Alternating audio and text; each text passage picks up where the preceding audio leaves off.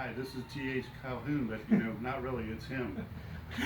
Hi, this is Dr. Rod Brayman, and I'm Dr. T.H. Culhane. We are at the Rosebud Continuum Eco Science Center, and we're having a great time because we see the future and it looks really bright. And part of it is eliminating waste completely. And what you're looking at here is you're looking at 4 times 4, a grid of 16 26-gallon totes that contained 2 years of a family of 3's garbage. That's my family. And I don't know that we were trying to be that conservative in what we bought. We're trying to lead a normal American lifestyle and not lead the kind of lifestyle we've led in other countries where people are a lot more conservative about what they buy. But Yeah, there are a lot of... Okay, I see some Chinese food It's some containers Chinese and, you know, the things that you would get, like, whatever you're doing in life. Most of this comes from Walmart, Aldi, and Publix, so it's a normal lifestyle. But what you've seen we've done in these 16 bins is we've separated out plastic number 7, which is your potato chip bags and your power bar wrappers and chickpea wrappers and things that just cannot be recycled according to modern sort of recycling mythos. So all that is there, all that food wrapper stuff. That takes up the substantial amount, and it actually went all the way to here. So we had literally 8 bins times 26, so that is 248 gallon totes filled with the number 7s. Then we had the HDPE, that's plastic number 2, the polypropylene, that's plastic number 5, the polystyrene, which is plastic number 6, and some LDPE, which is plastic number 4. And we put that all together because those are thermoplastics that can be melted in the oven and turned into things like filaments and bowls and plates and signs and tables and, as you said, cabinets. So this stuff is really good. And we had literally 4 bins of that. So half the number of bins of number 7 is number 2, number 4, number 5, and number 6. Wow. Then we had 4 other bins of PET, polyethylene terephthalate. And the PET plastic is the stuff that oh, this is not PET. Sorry, if I can tear it, it turns out that is polypropylene. So this, yes, that is PET. Right? That stuff is your water bottles and your food containers and stuff like that. That was 4 bins as well. You see, when we grind it, we get a nice fluff here, and we reduce the volume considerably. Why? Because this is mostly air. So really, we're filling our trash cans with air and then causing problems. When grinding it makes it really tractable. And once it's ground, this can be sold. This is what Coca-Cola claims they can do 100% recycling with their bottles, turning them into shoes and t-shirts and hats and all sorts of stuff. But that's an industrial process we can't do. So this would be for sale. This stuff, when we grind it, we have the pellets here. It really grinds down well. This is thermoplastic. This we can melt at home. And then this stuff is the fluff, and it does not melt. It's not a thermoplastic. It contains bits of aluminum from the mylar, the shiny side of your bags. We're going to use that for what? Paving stones? That's the some other ideas. Some sort of outside gardening. Right? So we just wanted to let you know that we've got these grinders now, and the workflow is to come over here and take some of this PET, for example. Start here. You can come over. Start here. Let me close this down. Okay. We'd start here and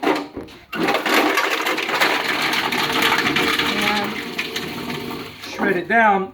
Now, I removed the screen, or Russell removed the screen, because it was jamming up this particular shredder. This is a shredder. So we removed the screen. There's another screen identical to this with the industry regulated particle size mesh. There's another one in here. So if I shred it down here without jamming my machine, I can take these larger particles and throw them in here, and then turn this machine on.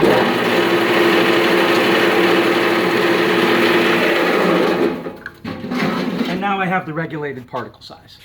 Now this will produce that regulated particle size if I put this screen back under here, but then I risk all this jamming. I waste a lot of time unjamming and jamming, and I've tripped the circuit breaker umpteen times. So we decided today to remove that and have the workflow be go through here quick and easy, go through here quick and easy, and then we've got our particles. So it's really nice. The Bishops had spent the $2,000 on this granulator, which you can find on Walmart. That's where we found it. Not in the store, but on the shipping. And then from Precious Plastics out in California, Hector found this 1.2 kilowatt, 125 volt shredder. And the shredder, if you want to see the difference, just have a look inside so you can see what a shredder does.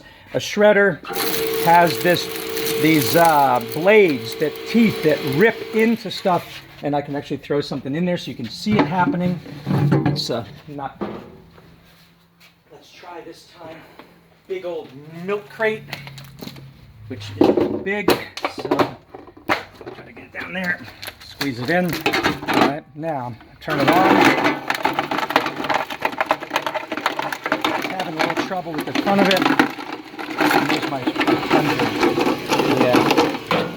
yeah.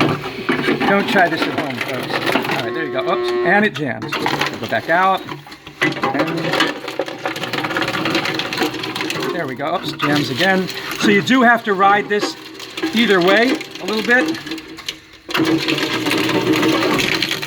There we go. So you can see how that works. All right. Then we have these particles that are shred, but they're not industry size. They're very big. So then I'd throw these into here. And before I do, let me open this up and show you what this looks like and why it's different.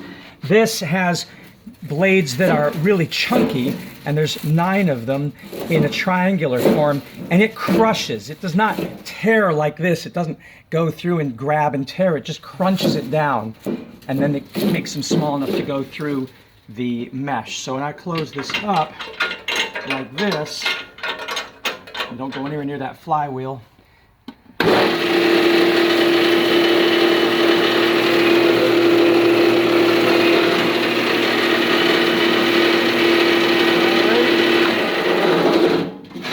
there you go. So that's the difference between them. Shredder, granulator, and that'll be our workflow. It's much faster. And then we'll take it over to the ovens or send it out to the recycling operation. These are precious plastics. Remember that this is oil. This is a hydrocarbon. This is a CNHN. CNH2N plus 2. CNH2N plus 2. You can pick up one of these? Yeah. Styrofoam things? Yep, all of this.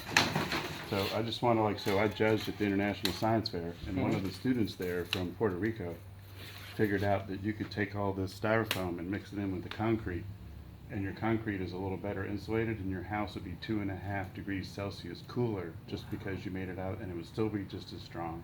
So maybe we should separate this out and do a special grind of this, not keep it in with the thermoplastics, right? As Hector was saying, we should separate out. Some plastic is useful. Yes, all yeah. And all of it is precious, and I think that's what we're going to learn in the Waste Not Want Not course this spring. A fellow named Sam Smith is going to send us the plans for his trash cycler 3D printing machine that he's spent years perfecting. It'll go along with our protocycler. So we have allies in the world who are trying to make this happen. We just have to bring everybody together. But that's it. 2 years of garbage. You can do this at home too. Just don't look at your trash as trash. Look at it as treasure. And say, I'm not throwing it away because that's my shit. I bought that. I brought it home. I'm responsible for it. If I cause it to contaminate our ocean, our coastline, our atmosphere, then it's on me because it's yours. So save it, because once you've cleaned it, and that's the key here, we just wash everything. Even if you don't sort it, if it's clean, it can stay indefinitely, and then it's just a matter of how much space you want to devote to it in your garage or your backyard. And that's where if you get a $2,000 shredder with shipping, or a $2,000 granulator, or both, then you reduce the volume and you can keep it until you can figure out some profitable way to deal with it, or an environmentally safe way to deal with it. Or you can bring it over here and donate to the Rosebud Sustainability Lab. That's right. As long as it's sorted and cleaned, now that we have the machinery, we will take it.